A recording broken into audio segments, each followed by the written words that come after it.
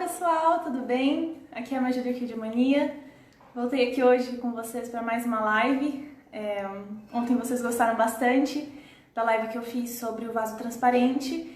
Como vocês pediram, eu e minha mãe a gente conversou um pouquinho para decidir mais um tema para a gente conversar. Então, hoje eu tô aqui de volta como sempre. Se vocês me virem olhando para baixo, é porque eu tô com o meu computador aqui com a minha colinha para eu saber do que eu tô falando. Deixa eu pegar minha água. Oi, Carol, como sempre. Oi, Zenaide, oi, Kelly, oi, Daiane, oi, Carlos. Filha, vê se o sinal tá bom aí. Boa noite, Dirce. Gente, tá bom? Eu acho que tá ótimo, mamãe. Aqui não é muito longe. Às vezes ela começa a... Boa noite, Martinha. Boa noite, Vânia. Boa noite, Marlise. Gente, sobre o que é essa live que nós vamos falar hoje? Hoje a live que a gente teve ideia é sobre as águas.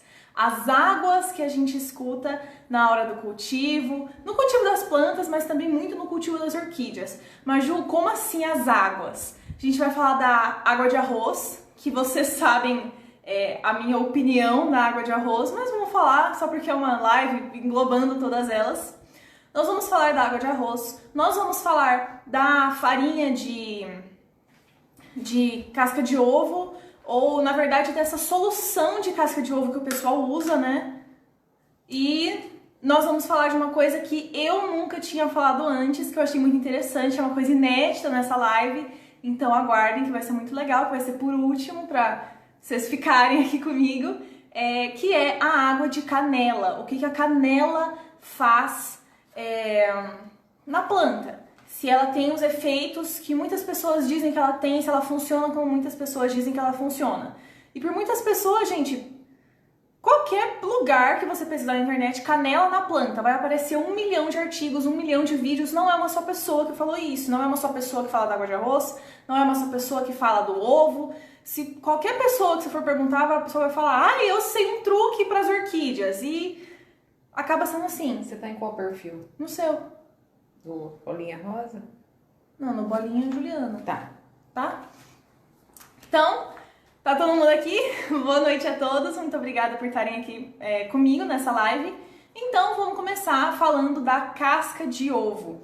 A gente já conversou sobre isso, mas é um tema que eu acho muito legal de discutir. Então, eu espero que vocês se divirtam comigo também e aprender juntos. Gente, muito se escuta no cultivo de plantas falando sobre o cálcio é muito importante, o cálcio é muito importante. Como que você vai conseguir cálcio? A gente consegue cálcio usando a casca de ovo. Então, como sempre, eu vou explicar para você sobre o que eu tô falando e depois a gente vai partir para falar se isso é verdade ou não. Vamos falar um pouquinho sobre a casca de ovo em si. Para cada 100 gramas de casca de ovo, tem mais ou menos uns 30 gramas de cálcio puro, tá? O elemento cálcio existe mais ou menos 30 gramas disso na casca de ovo. Mais ou menos 40% do cálcio encontrado na casca de ovo, ou seja, desses 30 gramas, 40% dos 30 gramas é encontrado na forma de carbonato de cálcio. A fórmula do carbonato de cálcio é CaCO3. Ai, Maju, o que é isso? É um cálcio grudado em um carbono que está grudado em 3 oxigênios. Esse é o carbonato de cálcio. Além do cálcio, na casca de ovo, a gente encontra outros minerais em outras concentrações que são normalmente bem menores, como o magnésio, o estrôncio, o ferro e o selênio. Desses elementos todos, o único que é relevante para as plantas é o magnésio e ainda assim é uma concentração bem pequena, ok? Então você tem fósforo também, só que é pouquinho fósforo, então eles nem mencionam. E você tem um pouquinho de glicoproteínas, que são açúcar com proteína, que participam da casca do ovo, mas na verdade não fazem parte da casca do ovo. Sabe quando você quebra o ovo de galinha e você coloca, né, o conteúdo lá dentro? Calma, mãe, vou desligar meu zap. Você coloca o conteúdo do ovo lá dentro para fazer o bolo, o que você tiver. Mexeu aqui no celular, apertou no botão de desligar. Mas voltou. Eu vou aproveitar que eu vi um comentário aqui da Celoir. Ela comentou, eu não sei, minha tia usa casca de ovo, canela e água de arroz. As orquídeas, elas são lindas e as flores são lindas. Celoir, a gente vai falar sobre isso nessa live. Eu vou explicar por que eu não acredito em nenhum desses métodos, mas por que também que quem usa esses métodos, a orquídea pode estar bonita. Por que isso acontece? Vamos conversar sobre isso. Vamos falar tudo sobre isso hoje. Então, eu tava falando da glicoproteína da casca. Quando você quebra o ovo, abre a casca e não sei se vocês já repararam que dentro da parte da casca tem tipo uma camada de... uma película bem fina que é melequinha assim. Essa é a camada de glicoproteína, que ela faz parte da casca do ovo, mas ela não é a casca em si, ela não é um sal, como a casca é, um cristal. A maioria dos estudos que eu usei para fazer essa live, eles falam muito do consumo humano de casca de ovo, de fazer farinha de casca de ovo para as pessoas comerem. E foi nisso que eu baseei todas essas informações que eu acabei de pegar para vocês. E eu quero basear essa live em uma das coisas que eu encontrei nos meus estudos, que é uma receita de uma pessoa dizendo que como você vai usar a casca de ovo nas suas orquídeas, nas suas plantas. 1 colher de chá de casca de ovo batida no liquidificador com água é suficiente para um vasinho pequeno. Quanto mais triturado, melhor vai ser, porque a casca de ovo demora muito para se decompor se estiver inteira. Então, vamos falar sobre isso, sobre essa solução de água e casca de ovo. Vamos ver o que a gente vai aprender sobre isso. A primeira pergunta que eu tenho é: a casca de ovo se decompõe? Vamos... Tá aparecendo muito a parede. Eu tô vendo, você tá me mexendo aqui. Aí. Tô no centro. Não, aqui em cima. Não, eu vi um estudo de um doutor, o nome dele é Jeff Gilman, no seu livro que se chama A Verdade sobre Remédios de Jardim. Esse livro eu não achei disponível em português, mas eu falo inglês, então eu consegui traduzir essas informações para trazer aqui para vocês, certo? Então, o que ele fez? A teoria dele é que quando o pessoal coloca a casca de ovo inteira no vaso, é que conforme a pessoa vai fuçando na terra, vai mexendo, essa casca de ovo vai se quebrando em pequenos pedacinhos e com o tempo a casca de ovo some e a pessoa pensa que a casca de ovo a planta absorveu. Mas a gente está falando aqui de uma solução aquosa. Mas primeiro de tudo, essa pessoa falou que a casca de ovo demora muito para se decompor se estiver inteira. A pergunta que eu quero levantar é: a casca de ovo se decompõe mesmo?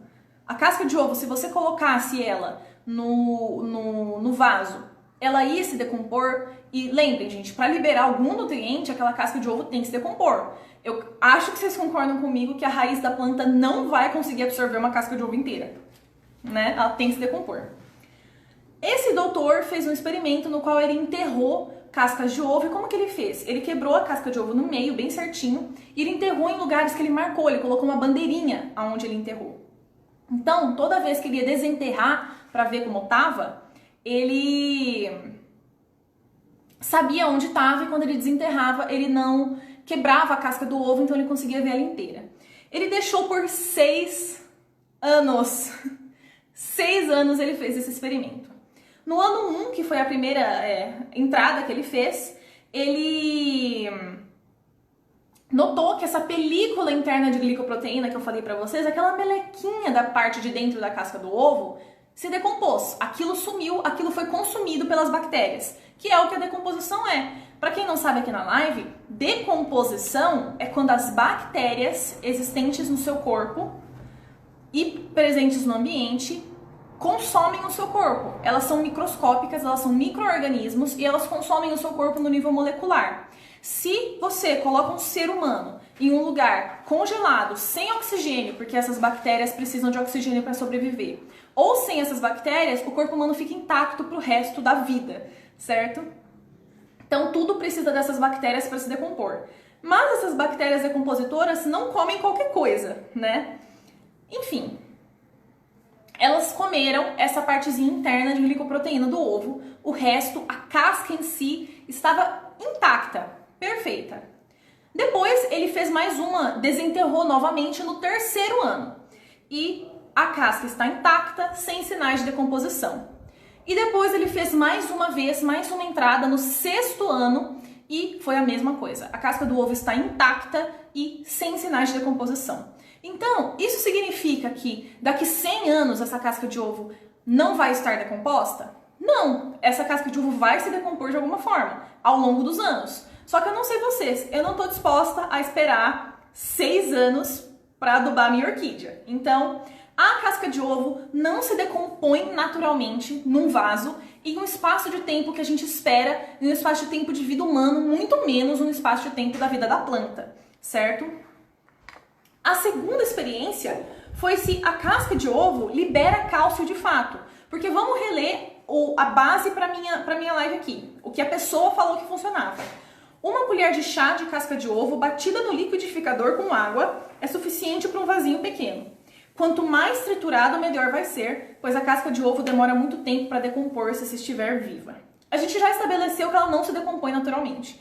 Então vamos ver se esse negócio de triturar a casca de ovo e misturar na água realmente funciona. Então, a casca de ovo libera cálcio? Ela não se decompõe? Ela libera cálcio? Vamos ver. Esse mesmo doutor fez 3 experimentos, lembrando, ele é um doutor, ele é biólogo, ele trabalha em laboratórios constantemente em faculdades. O que ele fez? Ele fez um primeiro experimento. Ele pegou aquelas moendas manuais, sabe como é que é o nome? Mãe? Oi? Daquele negócio de triturar? Pinga. Socador. Socador. Ele pegou um socador, botou a casca de ovo e ele moeu na mão aquela casca de ovo. Como que ele fez para medir se estava liberando cálcio? Gente, lembra que eu falei que a casca de ovo tem carbonato de cálcio? É lá que o cálcio tá? O carbonato de cálcio é o cálcio que existe no equilíbrio, por exemplo. Ele é um sal solúvel, certo? O carbonato de cálcio. Ele é uma substância solúvel. Mas, na casca de ovo, é um pouquinho diferente. O que acontece na casca do ovo? Na casca do ovo, ela tá em um cristal. Então, imagina tipo assim, aqui tem um fósforo. Aqui tem um fósforo, é uma molécula, é uma pedrinha. Nesse aqui tá grudado outra casca de ovo, outro carbonato, outro carbonato, um carbonato, um carbonato, um carbonato, um carbonato. Em cada um desses carbonatos tá grudado outro fósforo. Em cada um desses fósforos está grudado 10 carbonatos. Em cada um, entenderam? É um cristal, vira uma estrutura muito dura. Por isso que casca de ovo é dura, ela é feita para resistir. A galinha não vai botar um ovo que é feito para quebrar a qualquer instância, né? Mas tudo bem. Ele moeu a casca de ovo à mão e para medir se ela estava liberando cálcio, como que ele fez? O carbonato de cálcio é uma substância que anula a acidez no solo. O que é acidez? Maju, eu não sei muito de química. Gente, eu vou explicar muito simples para vocês entenderem ao longo dessa live, porque essa palavra vai ser muito, muito, muito importante.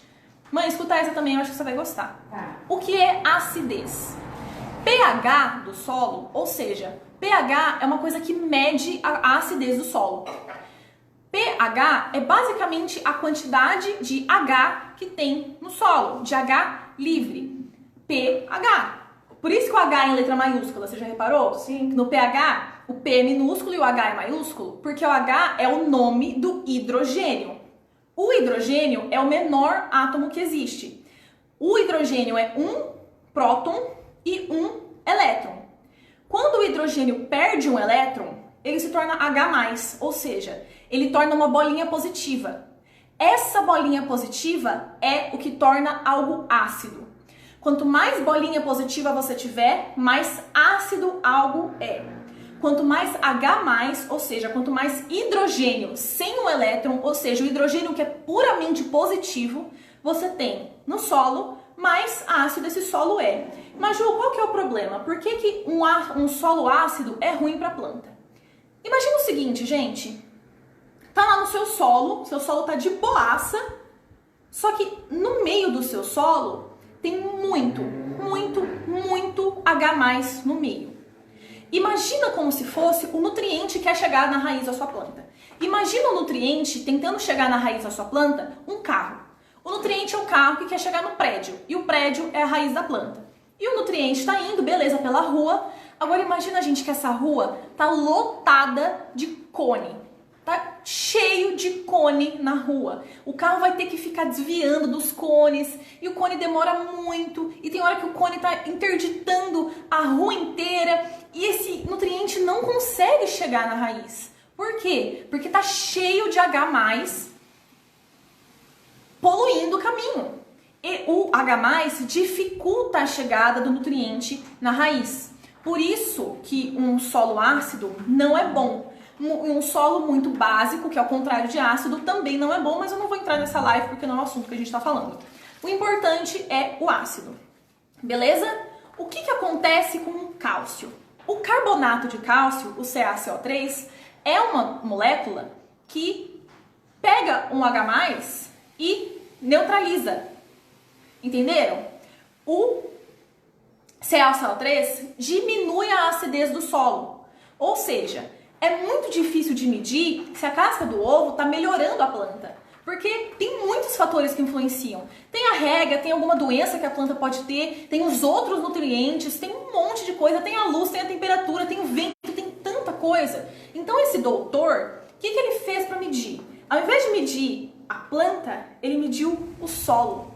Ele colocou a casca de ovo triturada na mão, no solo, e como a gente sabe que o carbonato de cálcio presente na casca de ovo diminui a acidez do solo, ele mediu a acidez do solo para ver se estava surtindo efeito. Então, ele pegou essa casca de ovo moída na mão, colocou no solo e mediu o pH do solo. O pH do solo não foi alterado, beleza? Depois, ele fez um segundo experimento. O que ele fez? Ele pegou essas moendas caseiras, sabe? Esses trituradores que você consegue comprar no... tipo um liquidificador ou aqueles processadores. Ele botou a casca de ovo lá, moeu nessa moenda caseira, foi como ele chamou, a tradução. E também não alterou o pH do solo. Eu quero fazer um adendo que essa casca de ovo, ele não colocou no solo e mediu imediatamente. Ele deixou por 3 semanas e mediu todo dia. Ele mediu todo dia por 3 semanas para ver se estava surtindo efeito a casca de ovo triturada. E não estava, ok? Tá. O que ele fez por último? Por último, ele foi no laboratório que ele trabalha e ele moeu essa casca de ovo para micropartículas. Virou um pozinho super fino. E aí, ele colocou no solo e esse pozinho super fino feito em laboratório elevou, de fato, o pH do solo. Em 1 ponto. Era tipo 4,9 e foi para quase 6. Então, por que esse último deu certo? Porque lembra que eu expliquei a estrutura da casca do ovo? Que tem um fósforo com vários carbonatos, depois em cada carbonato tem um fósforo. Se você moer a casca de ovo pequenininho o suficiente, você consegue soltar alguns desses cálcios dos fósforos. Você consegue quebrar essa ligação. Vai soltar todos? Não. Mas vai soltar suficiente para surtir algum efeito.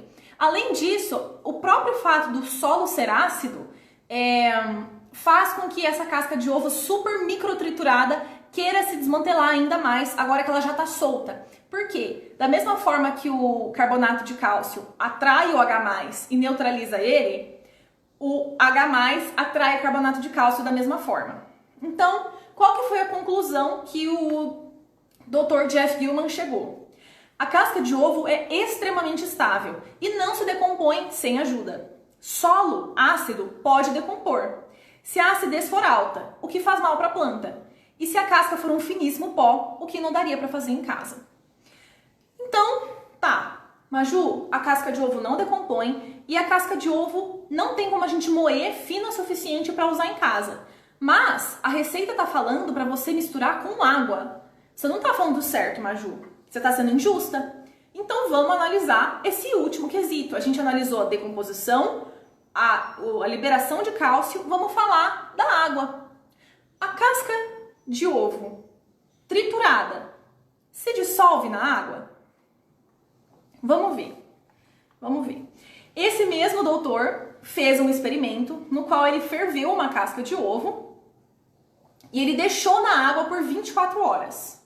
24 horas ele deixou na água, ele ferveu dentro daquela água e na mesma água ele deixou por 24 horas. Depois desse período, ele analisou os conteúdos da água para para ver o que tinha rolado ali. De fato, se soltaram um pouquinho de cálcio. Soltou 4 miligramas de cálcio. Maju, mas eu não sei o quanto é isso de fato. 4 miligramas de cálcio veio da casca de ovo que continha 2.000 miligramas de cálcio. É 0,2% do cálcio total da casca de ovo, ok? É nada. Soltou também 4 miligramas de potássio, o que não é nada. Tipo, gente, isso é muito, muito, muito pouco. É uma quantidade muito desprezível, certo? Então, Maju, por que isso é relevante? Por que você está me falando se a casca de ovo dissolve na água ou não? Porque, gente, a raiz da planta só absorve o que está dissolvido na água. A raiz da planta puxa a água e só entra na planta o que está dissolvido na água. Vou explicar hoje de novo, caso tenha pessoas novas que não viram minha live ontem, o que é estar dissolvido na água. Imagina que você tá pegando um copinho de água, que nem essa minha garrafinha aqui. Eu venho aqui e coloco 1 colher de sal de cozinha dentro dessa garrafa de água. Eu misturo. Vocês concordam comigo que depois que eu misturei, não vai dar pra ver que tem sal na água? Se eu tomar, eu vou conseguir ver. Mas não dá pra ver. Se eu botasse no microscópio, não ia dar pra ver que eu coloquei a colher de sal aqui. Esse sal está dissolvido. Agora imagina que eu pego essa mesma quantidade de areia. Eu pego 1 colher de areia e coloco aqui dentro dessa água. Misturo tudo. Vai dar pra ver as areias e a areia vai vir aqui pro fundo. Por quê? Porque a areia não é solúvel em água, certo? Ou seja, quando algo se dissolve na água, quando a água solubiliza alguma coisa, o que acontece? A água e essa coisa se grudam tão fortemente, tão perto uma da outra, elas grudam mesmo, que visualmente você nem consegue ver. É isso que é dissolver. E vocês entenderam quando eu falei que quando dissolve, gruda? E gruda firme uma na outra? Como a planta absorve a água, isso que está dissolvido na água entra na planta também. É assim que todas as plantas absorvem os elementos. Muita gente está perguntando se colocar a casca de ovo, água de ovo, enfim, na planta vai fazer mal. Não vai fazer nada. Não vai fazer absolutamente nada. Porque não tem nada. A casca de ovo que você vai colocar na sua planta, se você colocar a casca de ovo inteira, o que pode acontecer é essa casca de ovo cortar a sua planta. Não sei se isso acontece de fato, mas sei lá, pode acontecer. Mas a água de ovo triturada, gente, não vai fazer nada. Nada. É que nem aquelas vitaminas de crescer cabelo, que eles vendem na farmácia e falam, nossa, vai crescer 5 centímetros em 2 semanas. E você toma por 1 ano e não faz diferença nenhuma se você não tivesse tomado? É tipo isso, não tá te fazendo mal, não vai fazer mal pra planta. Porque essa água que você tá colocando na planta é água suja. É isso que você tá colocando na planta. Porque é água com pouquíssimas quantidades de cálcio e de potássio. 0,2% de cálcio, né? Pouquíssimo.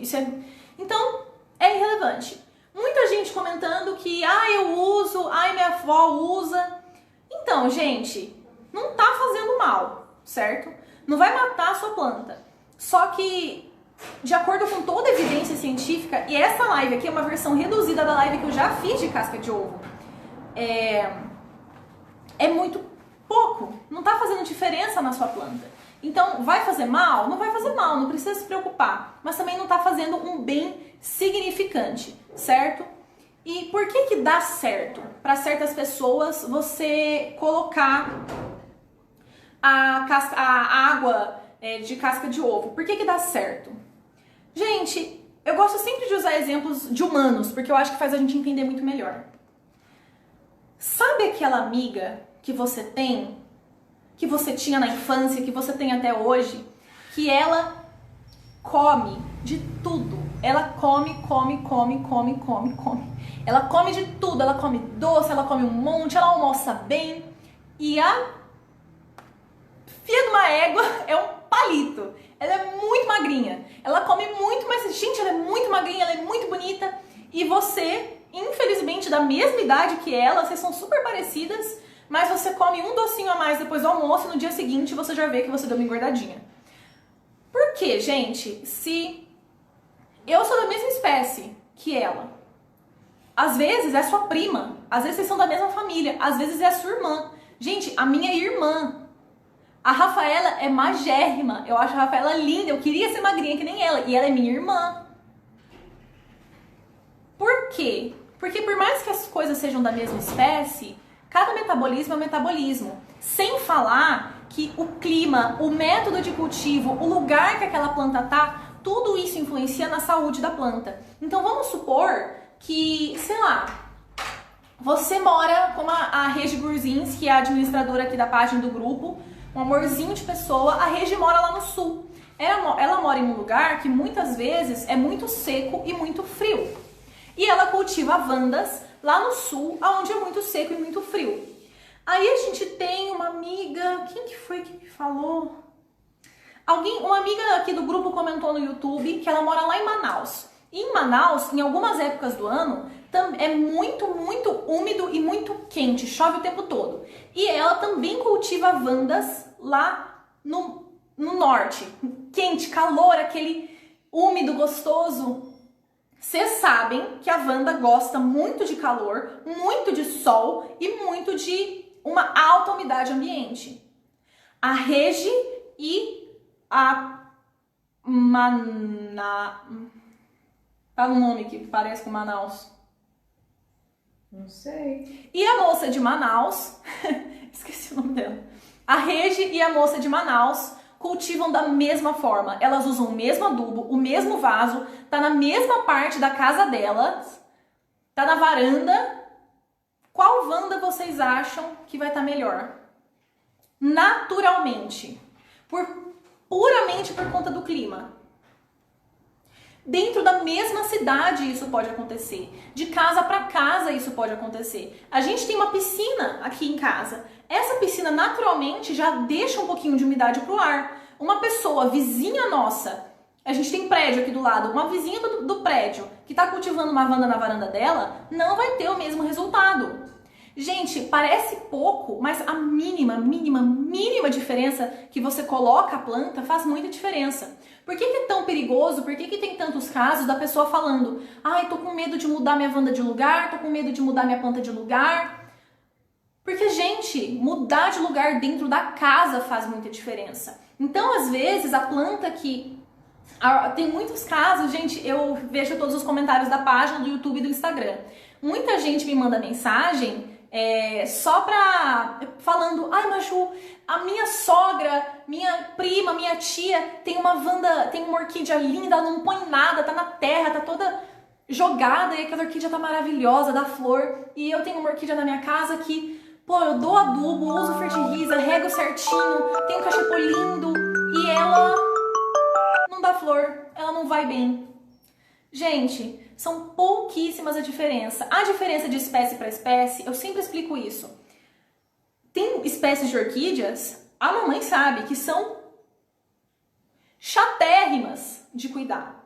Tem espécies de orquídeas que exigem uma grande especificidade de cultivo. Então, a sogra da fulana pode ter uma FAO comum, que tem um cultivo simples e que está num ambiente legal. E aí você, na sua casa, tem uma valqueriana, tem uma Cattleya nobilior, super chata de cuidar. Uma Cattleya valqueriana, super chata de cuidar. Uma Dendrobium ibi, que é chata de cuidar, né? Tem pessoas que têm mais dificuldade, não mas consegue assim, acertar. Quem mais? Quem mais tem? Tem uns dendróbios que é de sofrer. Uns dendróbios chatos. Gente, toda planta tem sua diferença. As FAO importadas. Gente, é Phalaenopsis, é a mesma espécie. Só que uma FAO importada vai ser bem mais sensível do que uma FAO que é um pouco mais comum, certo?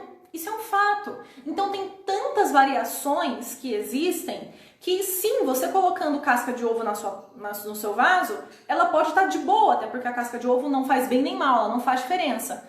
Mas você colocando cultivando correto, já ajuda. não faz diferença. Então, eu não posso, com tantos fatores influenciando, um tipo de evidência científica que se chama evidência anedotal. O que é anedotal? A fulana me disse que colocar gelo no vaso do orquídea ajuda. E o fulano me disse que fazer uma reza de trás para frente, dar 3 pulinhos para trás, faz florir no dia seguinte. Sabe? São coisas que o fulano botou, viu que deu certo e fez. Ou a fulana botou, viu que deu errado e falou pra você nunca mais fazer.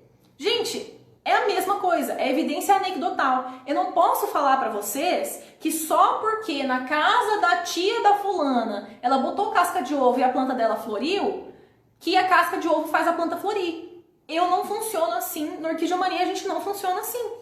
A gente não pode falar que uma coisa funciona só porque você botou e a planta não morreu. Mas quem gosta de usar, continua usando. Exato, quem gosta de usar, continua usando. A gente tá explicando. Se tá funcionando, beleza. Só que eu não estou sugerindo que você faça. Não é uma sugestão. Então, essa foi a primeira água, foi a água com farinha de ovo. Que delícia. Não funciona. Suco de ovo. Não funciona, não faz diferença, não faz bem nem mal. Vamos para a água de arroz, que vai ser a mais curtinha dessa live, porque eu já falei demais da água de arroz.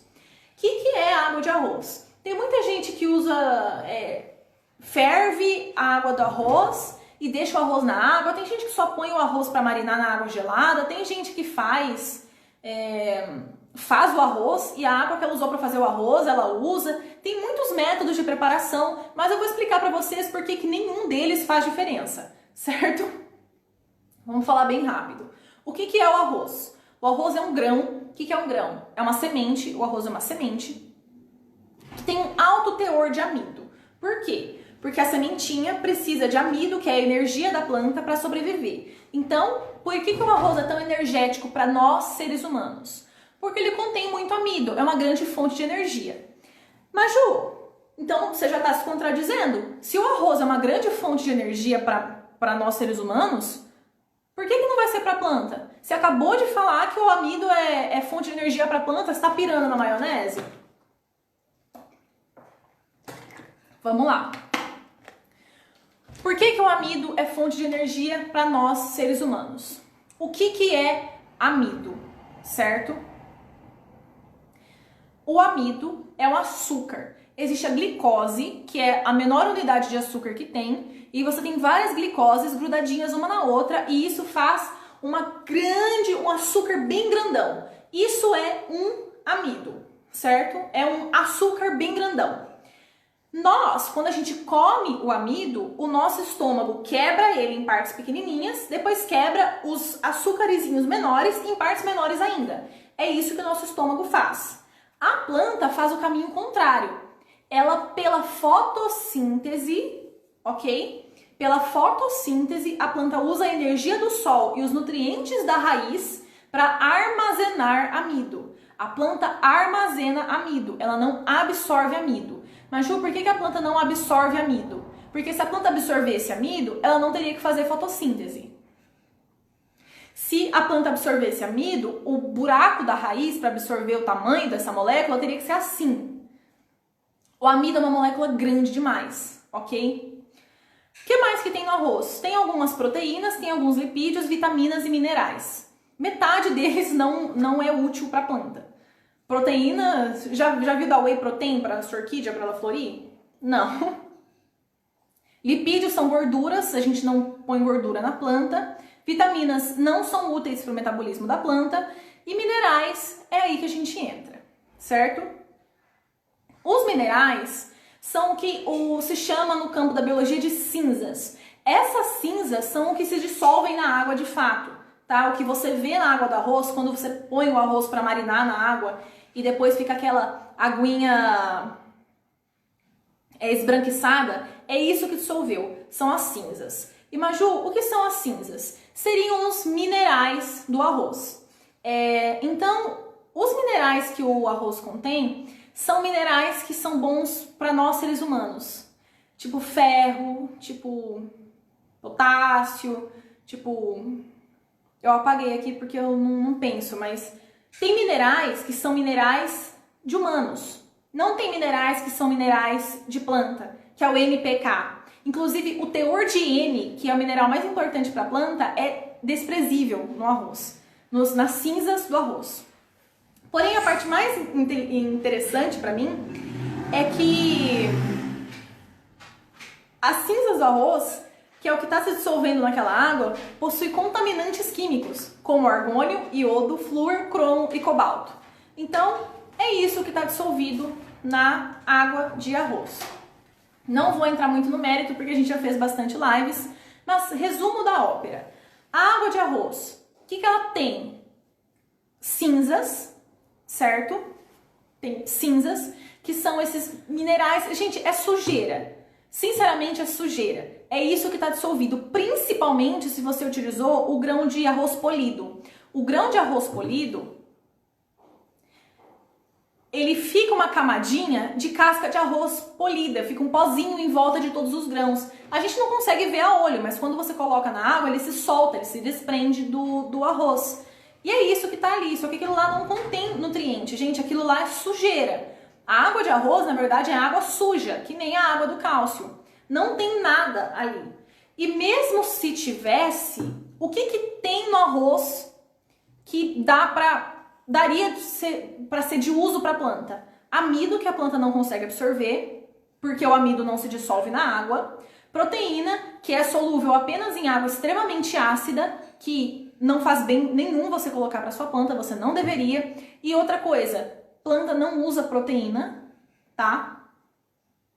Lipídios, que são gorduras que você não consegue dissolver na água, e mesmo se dissolvesse, ia entupir os vasos da sua planta. E as cinzas, que são a sujeira, certo? Já falei sobre isso. Resumo da água de arroz. A única coisa que dissolve é a sujeira. Se o resto das coisas dissolvessem, seriam coisas que a planta não ia conseguir aproveitar. E mesmo assim, o que tem no arroz não se dissolve na água. Beleza? Esse é a água de arroz. Eu vou ler uns comentários aqui, que eu vi alguns comentários interessantes. O suco de beterraba é bom para as orquídeas. Coloquei na rosas do deserto e ela floriu muito. Tem alguma explicação para isso? Sueli, sem querer ser maldosa, não é o propósito, mas isso é uma experiência sua. Você fez um suco de beterraba, colocou na sua planta, a sua planta floriu, tipo, no dia seguinte, mas... Exato, pode ser uma coincidência. Época de floração, aquela planta, se você não tivesse colocado o suco de beterraba, ela teria florido de qualquer jeito, tá? É anedotal, não tem uma explicação. Foi uma coincidência, tá? Opa!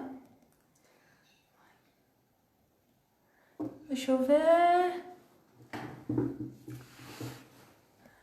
Tô tentando ler os comentários, gente. Todo mundo no grupo usa o quê? Ai, é muito ruim aqui. Vocês ensinam o cultivo pela ciência e isso ninguém entende. Não é receita de vó, é evidência. Tanto que ao procurar sobre o fertirrisa, vi que tem muito artigo científico sobre os fungos micorrízicos. E só vocês confeccionam esse adubo. Pelo menos não achei em outro lugar. Muito obrigada, Carolina. Muito obrigada. É isso que a mensagem que eu quero passar. 100%. Muito obrigada. Está certíssima. Deixa eu ver, gente. E o Vitagold, que muitos do grupo usam. Faz depois uma live só sobre ele. Vamos fazer uma live depois só. Vitamina de passarinho. O chá de canela já vai falar, o pessoal tá com Vamos falar então vamos falar da canela, o Vitagold. Eu prometo que eu vou fazer uma live logo. Já antecipa pra não usar Vitagold, vai. Não usem Vitagold. Na segunda-feira a gente explica por quê. Então vamos partir para o último tema da live, que vocês devem estar se moendo para saber, que é a água de canela, né? Que muita gente usa. Tem gente que fala que é adubo, tem gente que fala que é fungicida, tem gente que fala que incita a floração. Tem gente que fala que, sei lá, se você tomar, você fica rico. Não sei mais o que o povo fala da água você da planta do chá de canela. 3. Vamos falar da água de canela. A primeira coisa que eu queria falar da água de canela pra vocês, pra já tirar do caminho, porque é uma coisa que não faz o menor sentido, certo? É a água de canela como adubo. Eu vou começar por aí, tá? Pra fazer isso, eu fiz o que eu sempre faço pra tudo que eu vou falar sobre adubo. Eu fui num site científico que eu esqueci o nome, mas tá nas fontes. Deixa eu ver aqui. é uma faculdade e eles fazem análise química de todos os conteúdos de um componente. Então, eu peguei aqui os principais componentes da canela que são relevantes para as orquídeas. Não tem nitrogênio, tá? O nitrogênio não foi levado em conta nessa tabela porque era muito pequena a quantidade, mas tem o cálcio, o magnésio, o fósforo e o potássio, que a gente sabe que são muito importantes para as plantas. Então vamos ver a quantidade que tem de cálcio, magnésio, fósforo e potássio para as plantas. Porque lembra, se você quer usar como adubo, tem que ter alguns nutrientes, concorda comigo? O adubo, a gente sempre fala NPK, osmocote é NPK, enfim, tem que ter algum nutriente, macronutriente ou micronutriente. Vamos ver, o cálcio, 1% de cálcio na canela, tá vendo? Tá escutando? 1% de cálcio na canela.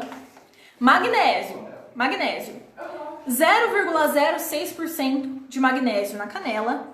Fósforo, importantíssimo para a planta, 0,06% de cálcio de fósforo na canela e 0,4% de potássio na canela. Então, assim, como vocês puderam ver, são números ridiculamente pequenos. Você pode colocar 1 quilo de canela na sua planta que não vai dar nutriente suficiente. Ó, tem gente aqui que tá falando. E a canela pura que passa quando corta. Vou falar também. É cicatrizante. Tem gente que fala que é enraizador. Pelo amor de Deus. Tá, vamos lá. Aí vamos matou lá. o coração da gente. Vou tentar explicar pra vocês tudo que eu aprendi na minha pesquisa sobre canela. Então vamos falar um pouquinho sobre a própria canela. A canela, cujo nome na natureza é Cinnamomum verum, é obtida a partir do tronco de uma árvore da caneleira, né? Que é essa Cinnamomum verum.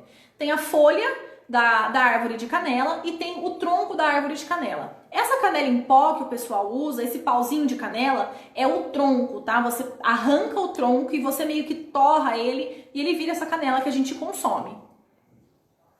A canela tem 2 componentes ativos principais. O primeiro é o aldeído cinâmico ou o cinnamaldeído e o eugenol. Já vou explicar para vocês o que cada uma dessas palavras significa. O produto presente na natureza, o produto que está dentro da canela, é o trans-cinnamaldeído. Ele tem que se transformar em cinnamaldeído por um processo químico na hora da fabricação da canela. Isso é tudo coisa química, eu tô só falando para vocês por desencargo de consciência. Há sim comprovado atividade antifúngica e antibacteriana na canela, ok?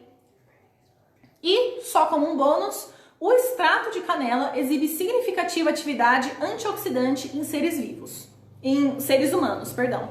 Então, em nós humanos, ela tem uma ação antioxidante.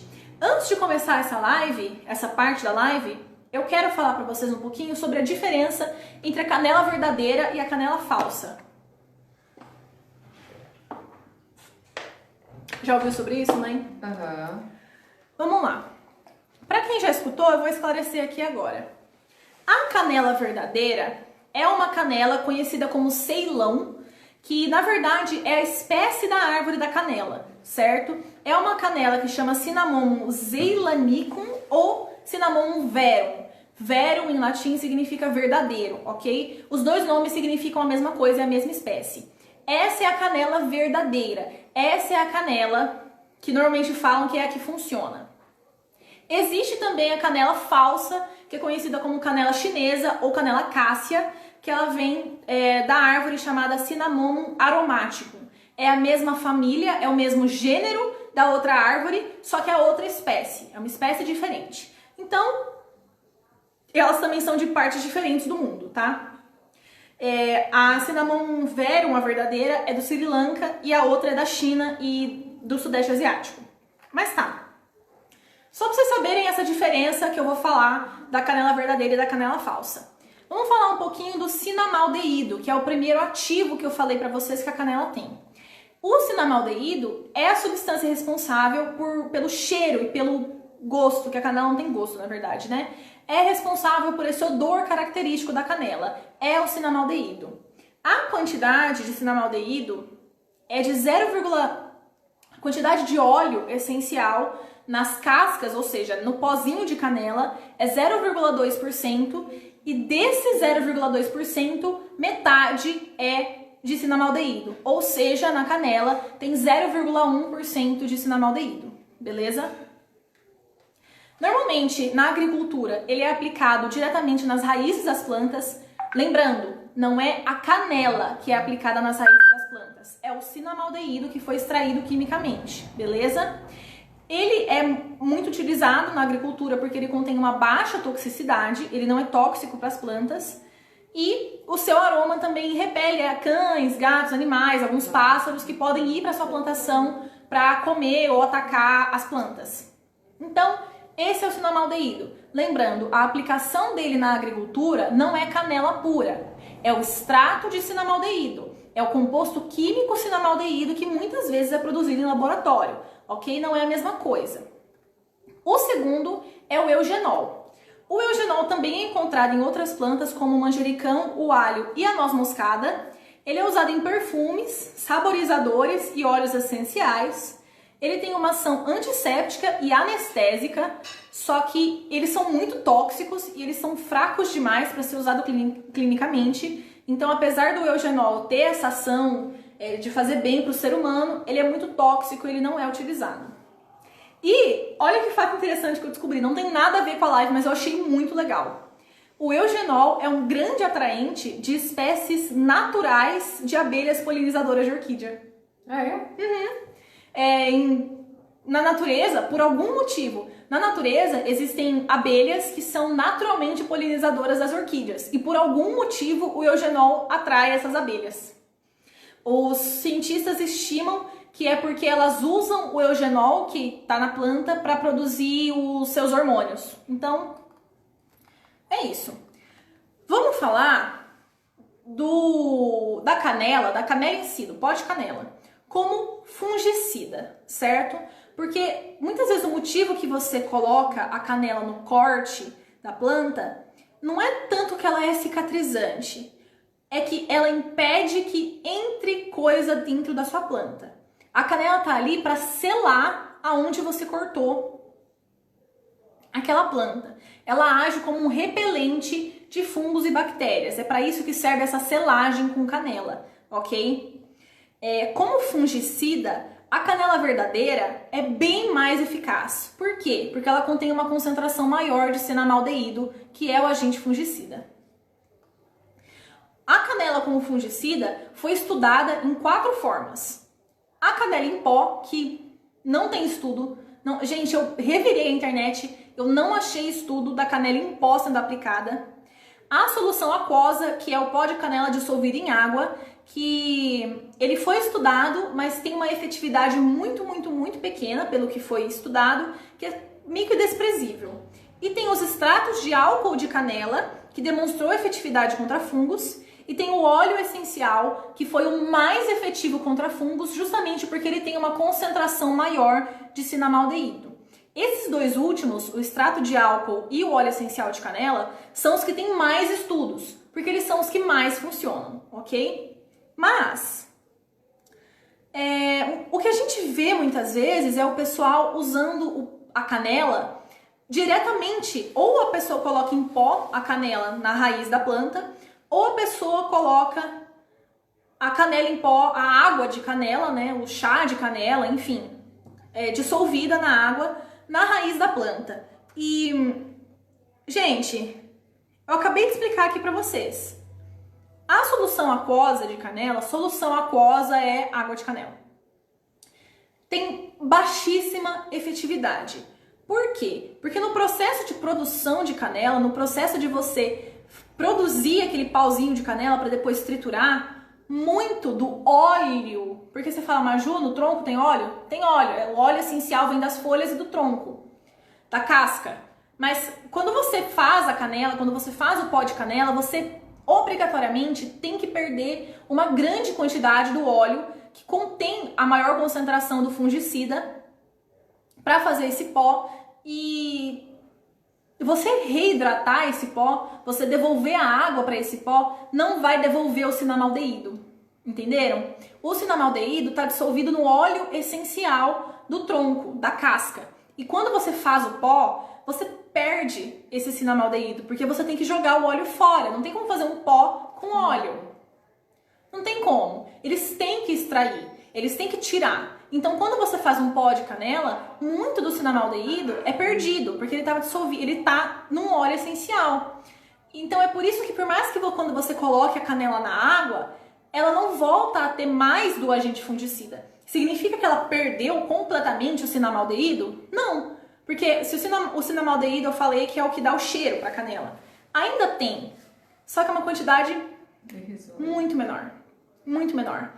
E não tem como falar que vai ter um efeito muito importante na sua planta.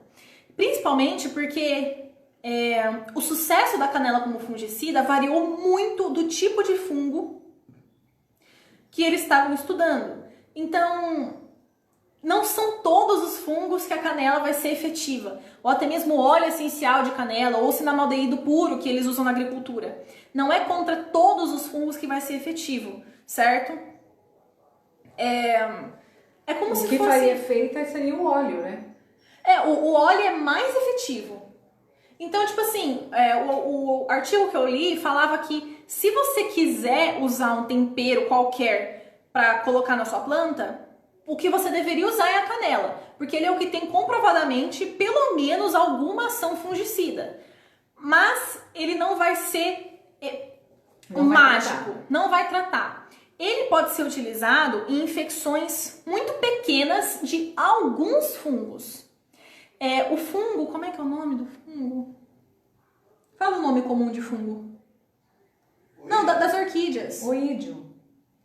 Não, mas não é o nome. Fusário. Fusário. Foi comprovado que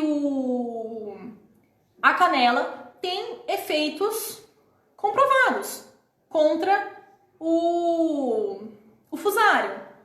Só que não é um efeito assim, nossa, o efeito.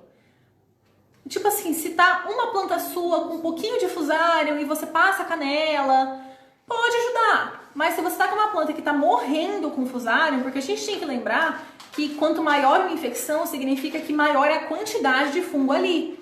E chega num ponto... Pra eles que a água da canela não tira o efeito do fertilizer porque não mata fungo. Quando tá diluído na água, não mata o fungo. Pode ser preventivo, mas a água de canela não mata. É que, na verdade, sabe qual que é a questão?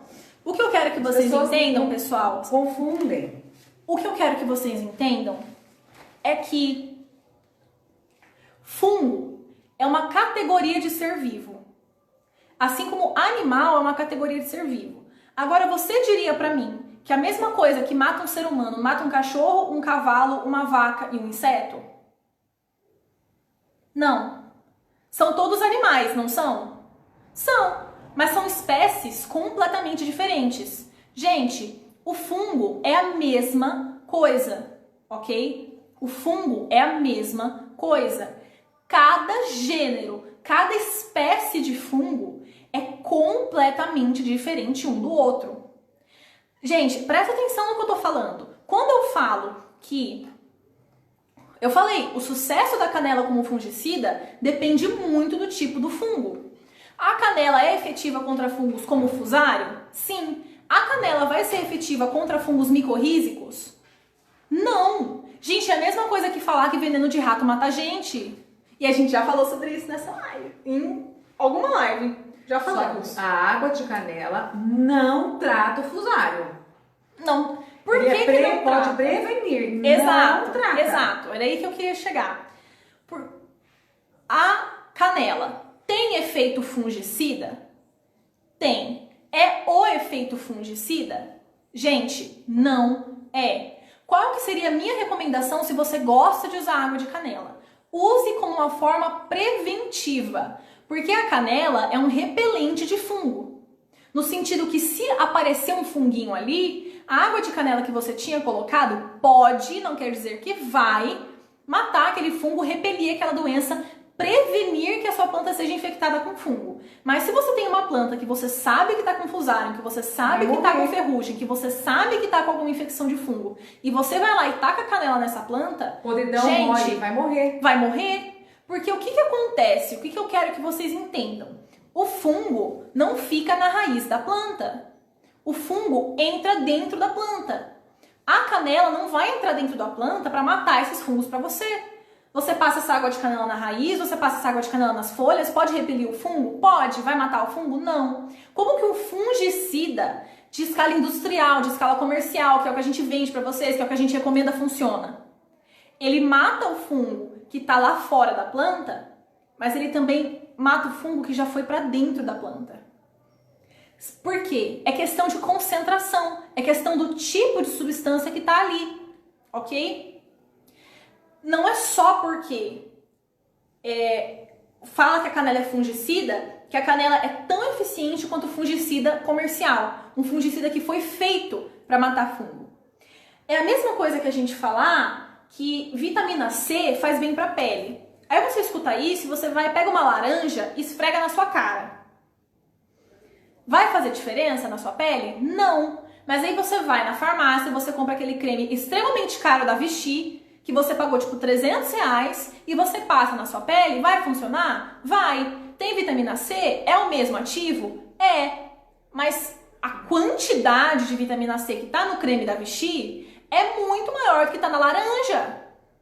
Muito maior. O fungicida é a mesma coisa.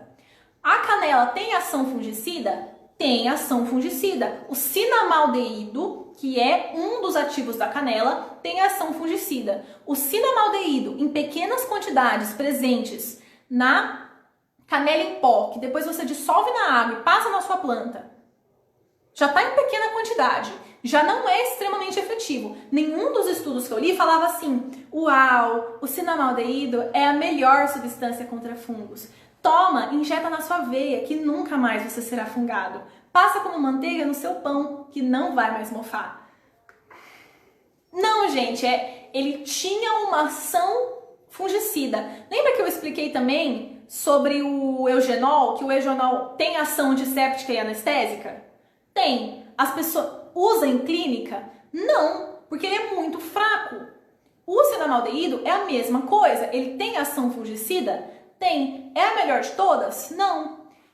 Vamos tentar dar outro exemplo. Vamos falar o seguinte. Não, eu quero comparar com a vida real.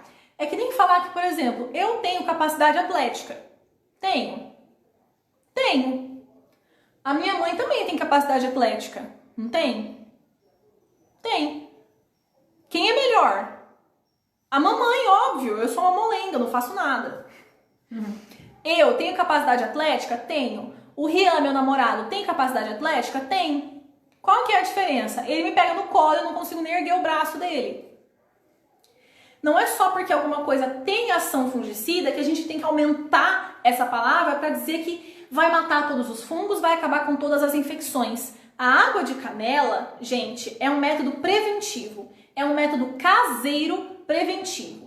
Da mesma forma que quando você tá com dor de garganta, você faz uma misturinha de mel, açúcar, vinagre, o pessoal põe, é um remedinho caseiro, vai funcionar? Vai ajudar a sua garganta. Mas você tá com uma infecção de garganta horrível, tá super inchado vermelho. Você pode tomar esse melzinho pro resto da sua vida, que não vai passar essa infecção de garganta.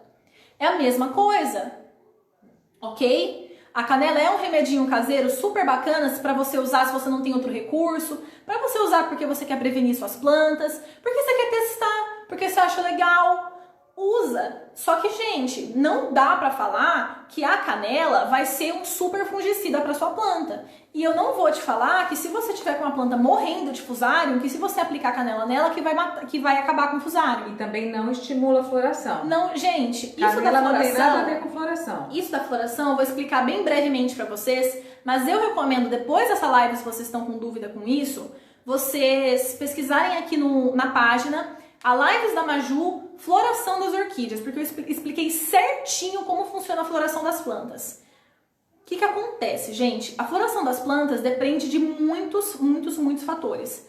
Principalmente a saúde da planta, a temperatura e a luminosidade. a época do ano. A canela não induz floração. Gente, não existe isso. A única coisa na planta que consegue induzir uma floração é o hormônio de planta sintetizado em laboratório que você injeta na planta. É a única coisa que pode forçar uma floração numa planta, ok? Não existe isso de canela induzir floração. Não existe. A canela não tem nenhum composto que é um hormônio de planta. A canela não tem o hormônio da planta. Eu vou até pesquisar aqui só pra mostrar pra vocês. Hormônio gasoso planta, porque eu esqueci o nome. Etileno. O etileno é o hormônio da planta que faz com que as flores amadureçam e faz com que as flores nasçam, ok? Se na canela existir etileno, você me mostra, porque não existe.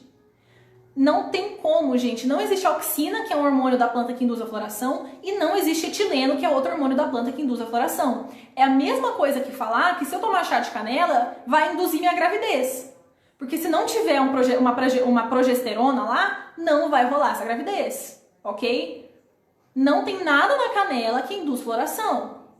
Adubo é uma coisa diferente, ok? Quando você fala adubo floração, adubo não sei o que esse adubo está fazendo?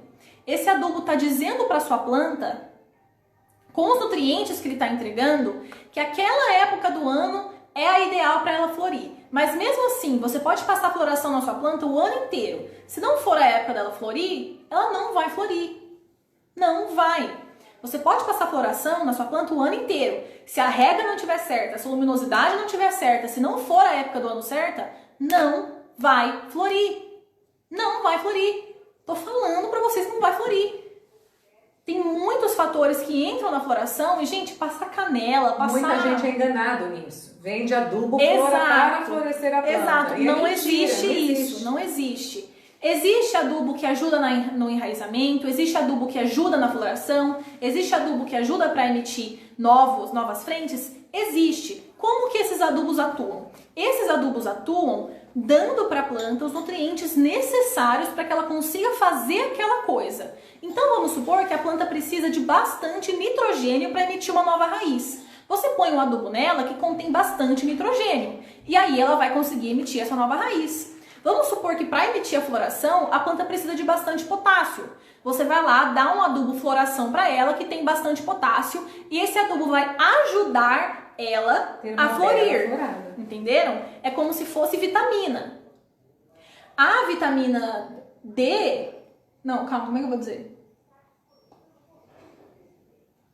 A vitamina D me ajuda a ter uma pele mais saudável. Significa que eu vou ter uma pele saudável se eu me ralar constantemente, que nem eu fiz esses dias no orquidário? Não! Não importa o tanto de vitamina D que eu tomar. Pra quem não tá sabendo, eu sofri um acidente horrível no orquidário, eu caí de boca, eu me ralei inteira, eu tô inteira ralada. Dá pra mostrar no meu ombro, será? Que eu tô inteira ralada, meu pulso tá ralado, eu tô inteirinha. Enfim. Caiu dentro da estufa, hein? Caiu dentro da estufa. Em busca da vitamina D. Então assim... Tadinha. Tadinha de mim. Se alguém te vende um adubo falando que quando você colocar esse adubo vai dar floração, isso não é verdade.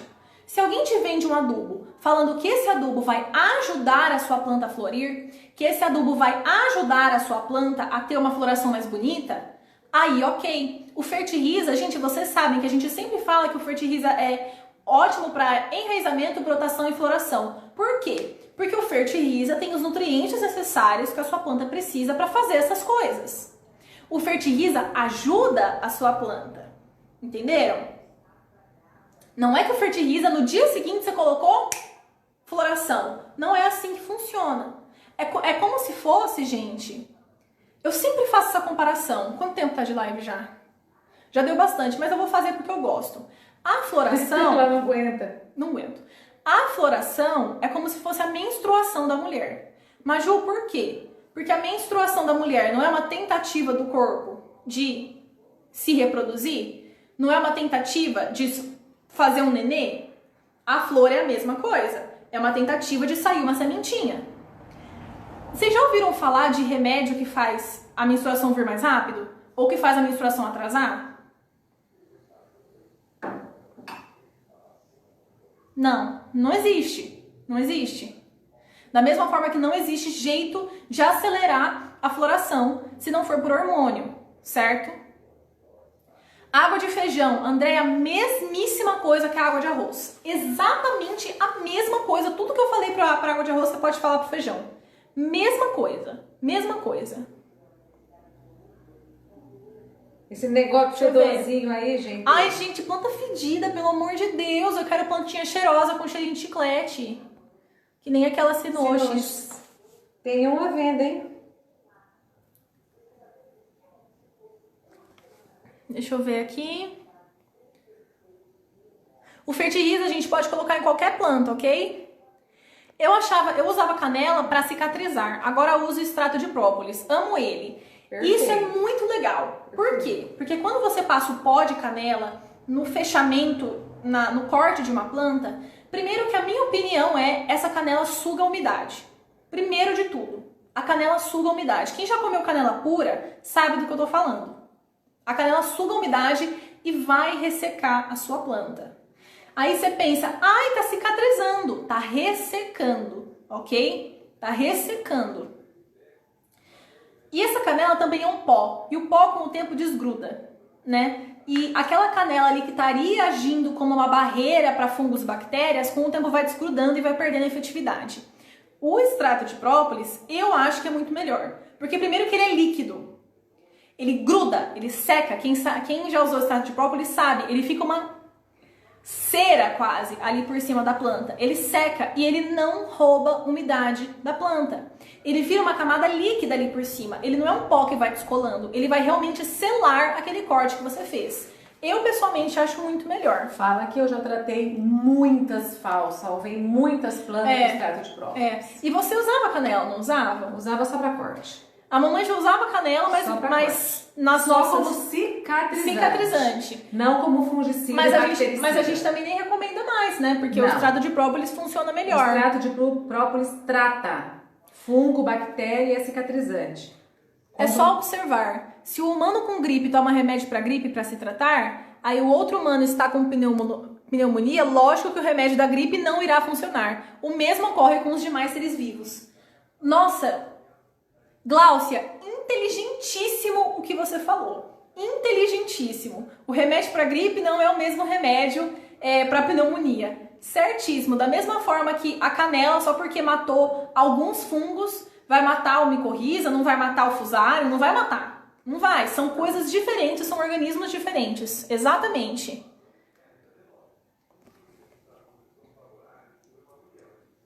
Juliana, preciso aprender mais. Tem alguma live sobre isso? Kelly, a gente fez sobre a canela, essa é a primeira. Mas sobre a casca de ovo e sobre a água de arroz, eu já fiz umas 3 lives, provavelmente. Ela não conhece os nossos canais. Pesquisa, entra no nosso grupo Orquidiommania aqui no Facebook, curte aqui a nossa página e pesquisa aqui na página Lives da Maju, água de arroz, Lives da Maju, casca de ovo. Gente, eu fiz live um monte nessa quarentena, falando sobre diversos temas. Eu recomendo, é muito divertido.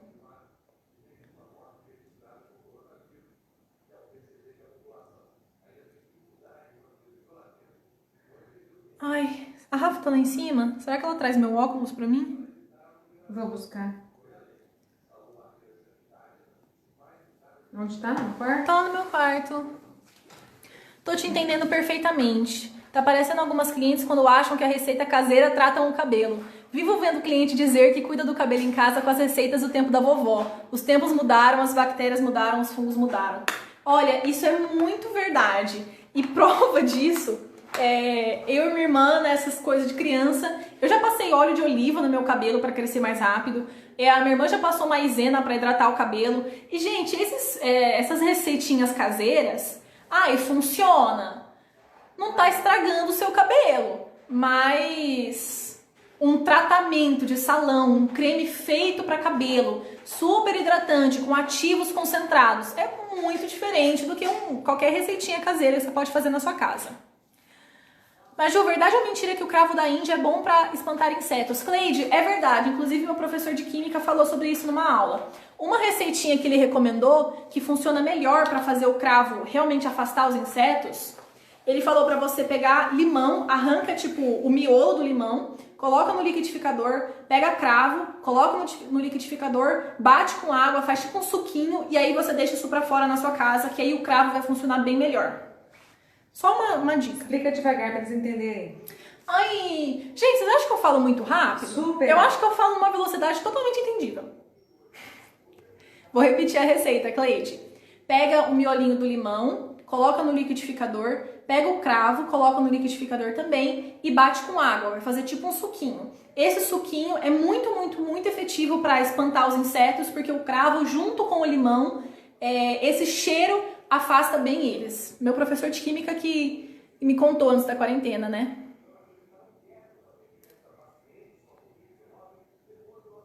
Já ouvi dizer que coloca açafrão. Deus Pai Todo-Poderoso, tenha piedade da planta fedida da pessoa. Meu Deus do céu.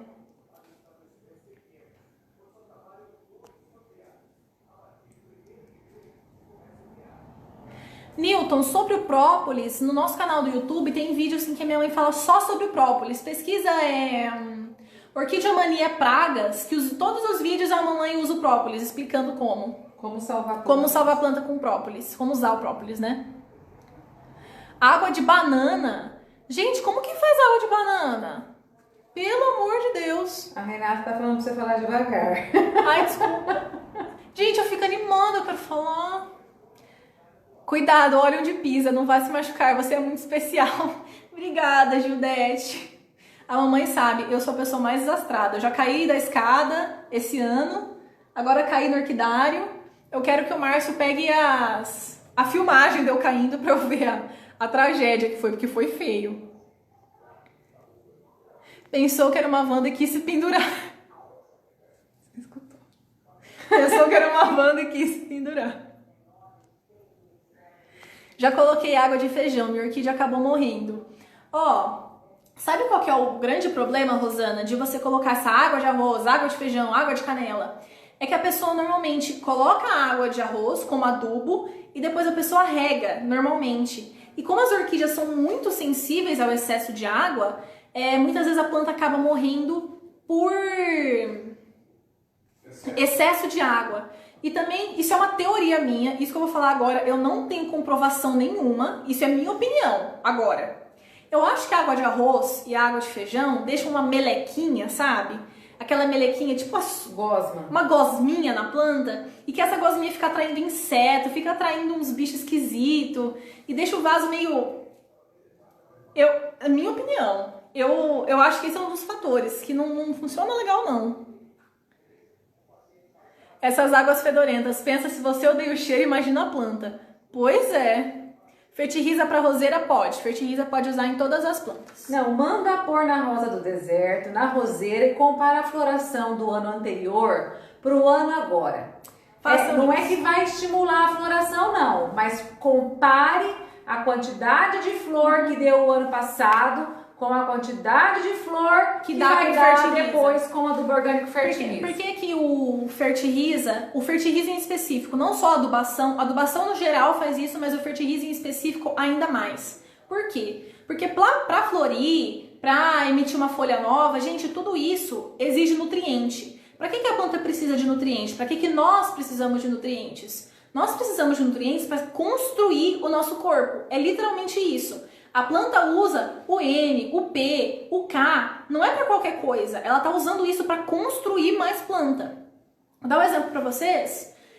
Um dos principais componentes do DNA é o fósforo no fosfato do DNA e o nitrogênio nas bases nitrogenadas do DNA. E sem DNA você não consegue construir uma nova parte. Ou seja, sem DNA você não consegue emitir uma flor, sem DNA você não consegue emitir uma folha, uma raiz. Ou seja, sem nitrogênio e fósforo você não consegue emitir uma flor nova. Por quê? Porque não tem os tijolinhos para você construir uma flor. No fertilize, em uma adubação completa correta, o que acontece? Por que tem mais flor? Por que tem mais folha? Simples. a planta tem mais tijolinho para ela construir mais coisas, certo? No Fertiliza em específico, por que o Fertiliza tem tanta diferença assim? Porque além dele ter os tijolinhos que a planta usa para construir novas partes dela, novas folhas, novas flores, novas raízes, o Fertiliza tem os fungos micorrízicos. Para quem tem dúvidas sobre eles, pesquisem aqui no grupo, na página, a minha live sobre fungos micorrízicos. Hashtag lives da Maju fungos micorrízicos. Eu expliquei tudo sobre os fungos nas orquídeas. Mas resumindo nessa live, o fungo e a raiz fazem isso aqui. E o fungo serve tipo um canal de entrada para todos os nutrientes. Então no Fertiliza, o nutriente que já está... O fungo do bem, o fungo do bem, o fungo do bem. Gente, lembra? Todo fungo não é tudo a mesma coisa. Pessoa não é tudo a mesma coisa, fungo não é tudo a mesma coisa. Fungo do mal e fungo do bem. Fungo do mal, fungo do bem, bactéria do mal, bactéria do bem, enfim.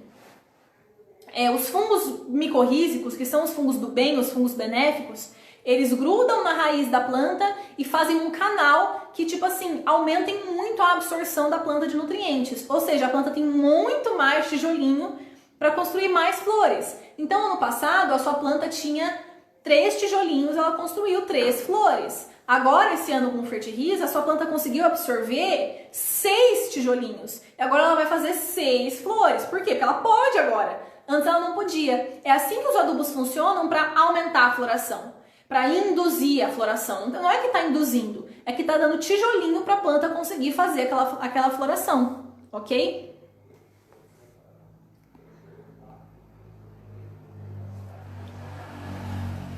Troquei a canela pelo extrato de própolis, não tem nem comparação. Salvei uma fal com extrato de própolis como a Ju ensinou. Que legal, Marluce. Nossa, mãe, aqui tem tanta fal que eu já vi da minha mãe morta. Você fala, meu Deus, essa planta não tá viva, que a mamãe salvou, é incrível. Pessoal quer saber da borra de café, pede pra ver a live, não funciona, gente. Gente, borra de café é a mesma coisa. Eu vou fazer um resumo dessa live em uma fala. Uma fala.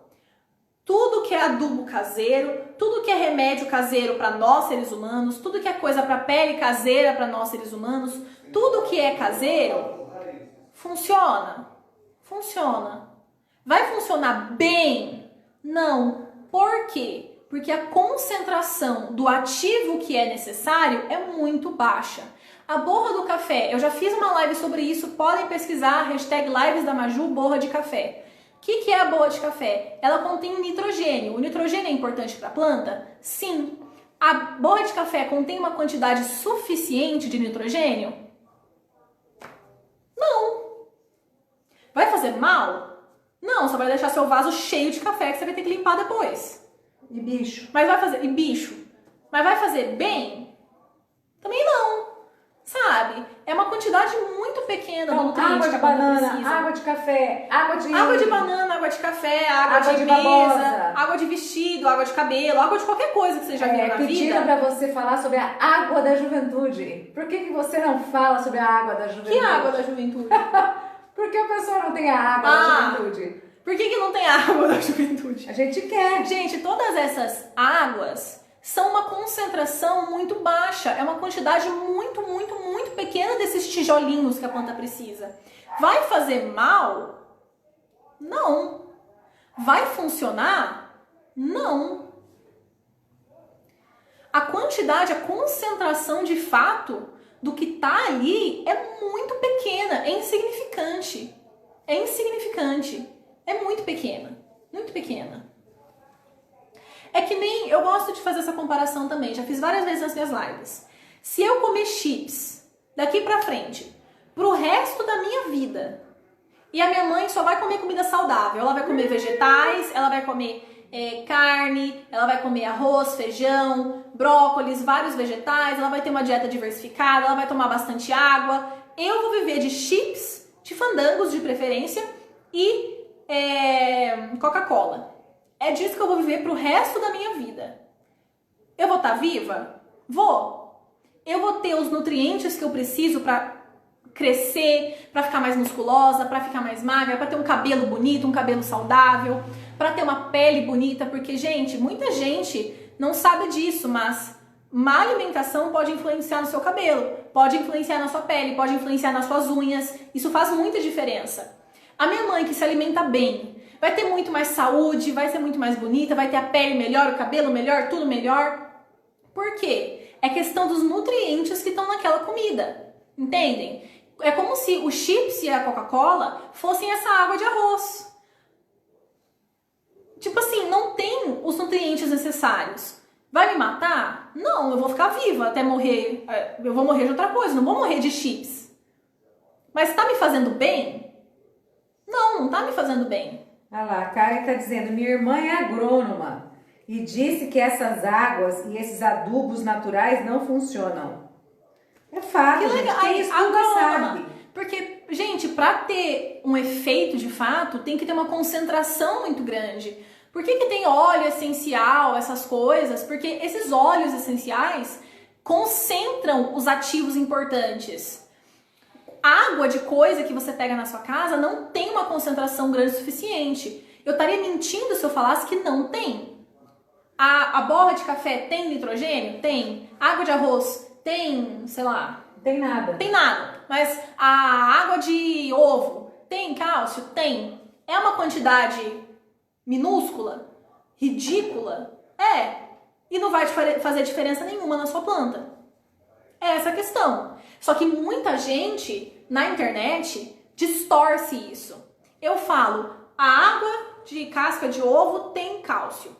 E a pessoa pega e fala, então a água de casca de ovo é um super adubo para sua planta. Você não tem mais que comprar nada de equilíbrio, de nada dessa Juliana aí mentirosa, sendo que você pode fazer água de ovo na sua casa.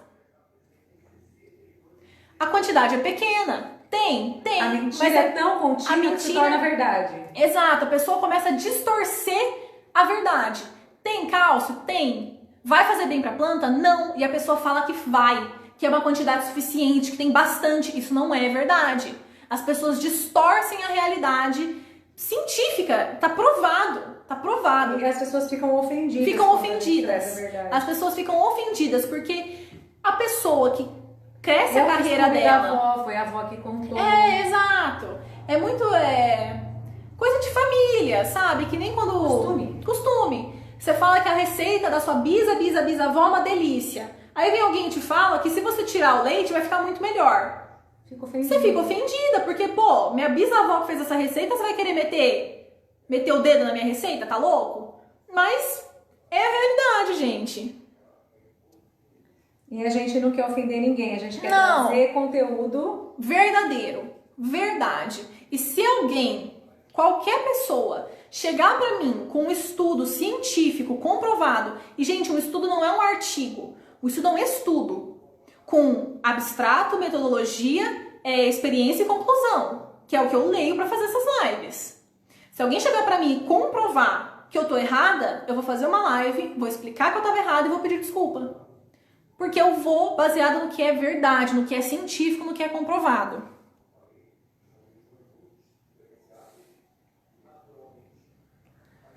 Agora entendo que menos é mais. Uso Fertilize e não fico mais sem. É perfeito. Com uma boa luminosidade, um plantio correto, sucesso nas orquídeas. Perfeito, Elisa.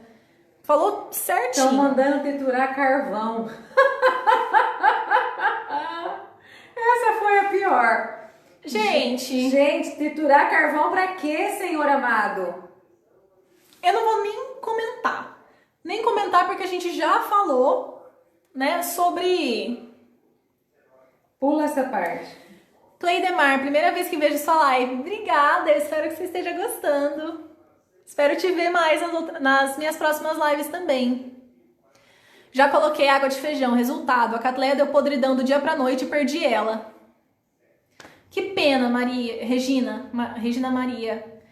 É um excesso de água que tá ali na planta, né? Infelizmente. Acontece.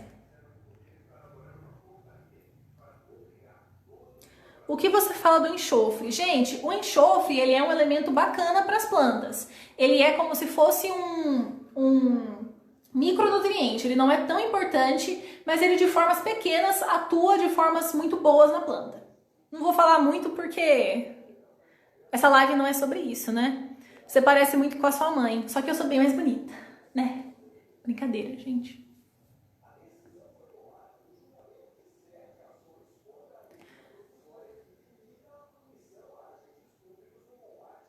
Parece que no arroz, para conservação, eles colocam calcário, onde existe cálcio e magnésio. Por isso que é bom para as orquídeas.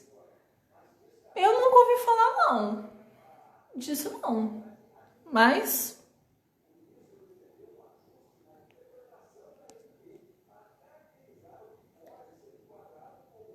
Mas não deu a hora? Deu, já faz tempo, já tá quase 1h30 já. Mas eu gosto de falar...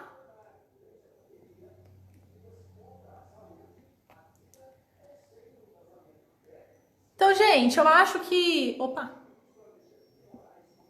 Nossa, eu tô pra trás nos comentários, hein? Tem um monte pra baixo. Mas, bom, gente, vou fechar essa live fazendo um resumo das águas fedidas, que é que as águas fedidas, vai ser esse o título dessa live, as águas fedidas. E o pó sem função. E o pó sem função. Essas águas fedidas, fedorentas, caseiras... Elas vão fazer mal para sua planta? Não, da canela não é fedido, não. É gostoso. A água fedida caseira e a água cheirosa caseira, elas vão fazer mal para sua planta? Não vão fazer mal para sua planta. Vai fazer bem? Não. Por quê? Porque a quantidade de nutrientes que ela tem não é suficiente para nutrir a sua planta. A sua planta precisa de uma concentração maior dos nutrientes, dos tijolinhos, para que ela consiga crescer. Como sempre, sempre, sempre, sempre, sempre. Tudo que eu falei, assim que acabar essa live, eu vou colocar na legenda dessa live todas as minhas fontes, todas as pesquisas científicas, todos os estudos que eu fico horas lendo para fazer essas lives para vocês. A live do cálcio, quando eu fui estudar, eu fiquei 3 horas lendo artigo para falar. Eu não falo da boca para fora. Gente, eu sempre estudo. Enquanto isso, deixa aí nos comentários. Alguém já clicou em algumas das fontes que eu deixo nas legendas? Só por curiosidade, vocês não têm obrigação nenhuma de ler. Mas se alguém clicou, eu queria saber se alguém já viu. Mas as fontes para tudo que eu falei vão estar na legenda dessa live. Se você quer questionar alguma coisa que eu falei, entre em contato comigo que eu vou te fornecer uma fonte do que eu disse, tá? Sempre. Mas, Ju, manda um abraço pro pessoal que te descobriu ontem. Eles estão apaixonados. Ah, é? Começaram ontem, muita gente começou hoje, tá maravilhado com você. E disse que mostrou a tua live ontem pros pais, pra irmã. Ah, eu vi esse comentário, eu ia ler depois. E eles estão agradecendo tanta informação importante.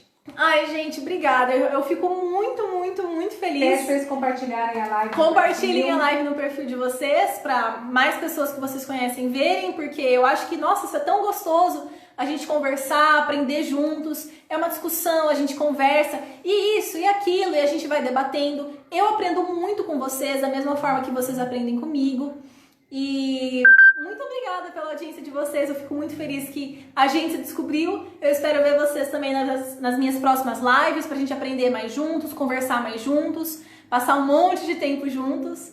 E foi muito gostoso essa live, vocês são muito inteligentes, como sempre. Ama, né, Maju?